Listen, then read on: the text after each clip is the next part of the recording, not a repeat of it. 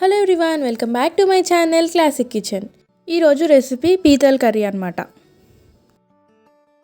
కావాల్సిన పదార్థాలు: ఒక ఆనియన్ పెద్దది, అలాగే ఉల్లిబందు, దాంతోపాటు పచ్చిమిర్చి, కొత్తిమీర, దాంతోపాటు పసుపు, గరం మసాలా, కొబ్బరి పేస్ట్, కారం, అల్లం పేస్ట్, అలాగే ధనియా పౌడర్. తర్వాత నీట్గా వాష్ చేసుకుని పెట్టుకున్న క్రాబ్ అన్నమాట. ఇది చూసారు కదా, ఇవైతే కావాల్సిన పదార్థాలు. ఇప్పుడు ఆయిల్ హీట్ అయ్యాక ఒక 3 స్పూన్స్ వరకు ఆయిల్ వేసుకోవాలి. 3 to 4 స్పూన్స్ వేసుకోవాలన్నమాట. ఆయిల్ హీట్ అయ్యాక ఆనియన్స్ అలాగే పచ్చిమిర్చి వేసుకుని కొంచెం వేగేదాకా ఫ్రై చేసుకుందాం. అలాగే ఉల్లిబందు కూడా వేసేయాలి. ఒకసారి మంచిగా మిక్స్ చేసేసుకుందాం. కొంచెం వేగిన తర్వాత అల్లం పేస్ట్ వేసుకుందాం. ఒక 2 స్పూన్స్ వరకు అల్లం పేస్ట్, అలాగే 1 స్పూన్ పసుపు.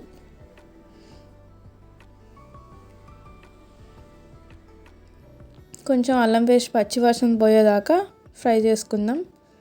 అల్లం పేస్ట్ పచ్చివాసన పోయాక క్లీన్ చేసి పెట్టుకున్న క్రాబ్ వేసుకుందాం.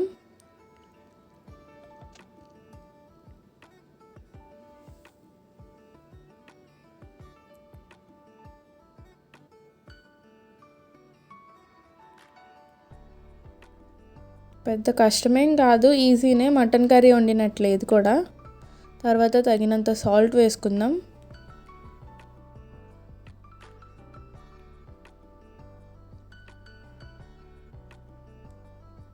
అలాగే కారం, ఒక 3 to 4 స్పూన్స్ వరకు కారం వేసుకోవాలి.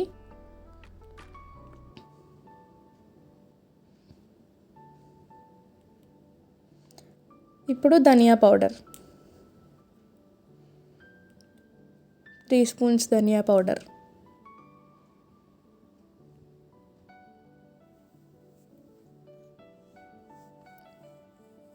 అలాగే 1 గ్లాస్ వాటర్ వేసాను ఫస్ట్. తర్వాత విజిల్ పెట్టేయాలన్నమాట. ఒక 3 విజిల్స్ రావాలి. చూసారు కదా, ఇలా వస్తుందన్నమాట. 3 విజిల్స్ అవ్వగానే కలర్ చేంజ్ అయిపోతుంది క్రాబ్ అనేది. చూడండి, ఇలా ఉడుకుతుంది అన్నమాట. తర్వాత లాస్ట్లో కొబ్బరి పేస్ట్ వేసుకోవాలి.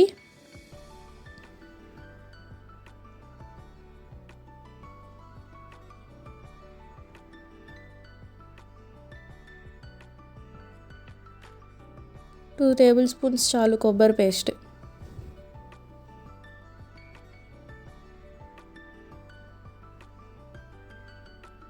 చూసారు కదా, ఇలా అయ్యింది. తర్వాత వెల్లుల్లి అలాగే గరం మసాలా కలిపి వేయాలి.